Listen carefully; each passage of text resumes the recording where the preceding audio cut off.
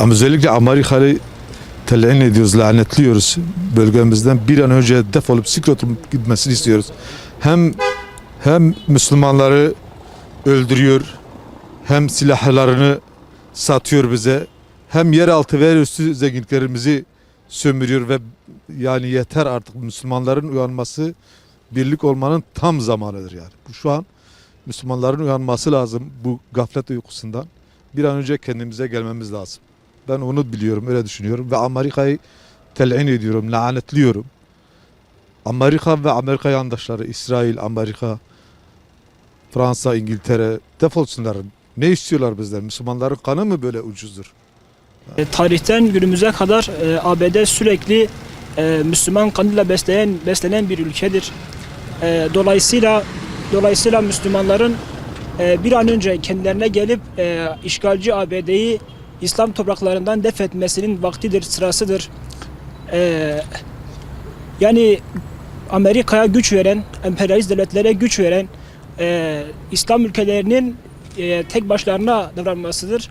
Dolayısıyla Amerika'nın ve diğer sömürücü devletlerin, İsrail'in, İngiltere'nin ve yine dolayısıyla emperyalist devletlerinin yok olması, gitmesi, ancak İslam ülkelerinin bir araya gelmesi, beraber ortak hareket etmesiyle alakalıdır.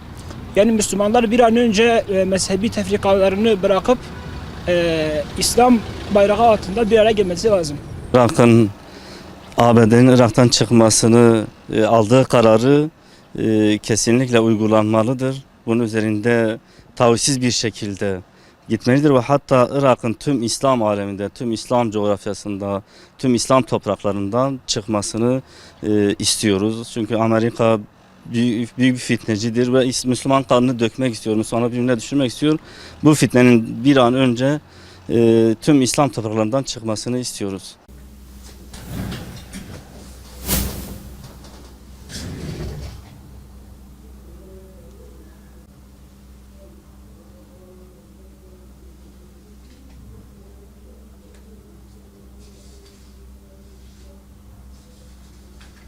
İslam coğrafyasının onların tabiriyle Orta Doğu denilen yerde 10 milyona aşkın, son 10 yılda 10 milyona aşkın Müslüman katledildi. Onlar için bir Müslümanın kanı bir sivrisinek kanı kadar değerli değildir. Bütün bu emperyalist emellerin arkasında kendilerince dini idealler yatmaktadır. Biliyorsunuz ABD devleti şu anda en üst düzey yöneticileri evangelist düşünceye sahip insanlardır. Anglikan mezhebinin temel felsefesi İsrail terör devleti Ard-ı Mev'ud'u ele geçirmeden, Ard-ı Mev'ud topraklarını ele geçirmeden Hazreti İsa gelmeyecek. Eğer İsrail Ard-ı Mev'ud topraklarına sahip olursa Hazreti İsa Aleyhisselam gökten gelecek ve ne yapacak? Bütün Hristiyan alemine önderlik edecek. O zaman onların inanışlarına göre mevcut Yahudiler de onlara tabi olacak ve haliyle ABD dünya hakimiyetini nihayete erdirecek. Yani dünya hakimi olacak. Şu anda ABD'nin koşulsuz İsrail'i desteklemesinin ana nedeni bu Anglikan mezhebidir. Anglikan mezhebinin temel felsefesidir. Ard-ı Mev'ud projesi Dicle ve Fırat nehirleri arasını kapsamaktadır. Bu da çevremizdeki bütün İslam ülkelerinin topraklarından toprak alma anlamına, kimi kısmen kimi bütün anlamında.